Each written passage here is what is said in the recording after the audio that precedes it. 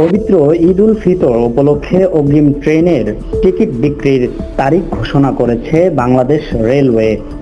ঘরমুখো মানুষের যাত্রা স্বস্তিদায়ক করতে আগামী ৩ মার্চ থেকে অগ্রিম টিকিট বিক্রি শুরু হবে। এবারও শতভাগ টিকিট অনলাইনে বিক্রি করা হবে বলে জানিয়েছে কর্তৃপক্ষ। মঙ্গলবার ২৪শে ফেব্রুয়ারি রেলওয়ে কর্তৃপক্ষ জানায়, ঈদ যাত্রা নির্বিঘ্ন করতে আগাম টিকিট বিক্রির এই ব্যবস্থা নেওয়া হয়েছে। মোট ৫ জোড়া ২০টি স্পেশাল ট্রেনও চালু থাকবে, যাতে অতিরিক্ত যাত্রী পরিবহন সহজ হয়।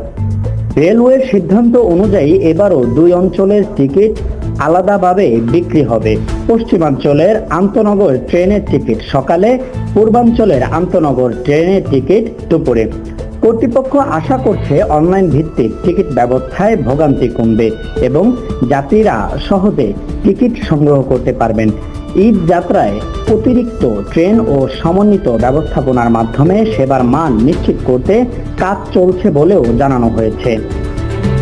নাদিম শেখ আদর, লিড নিউজ।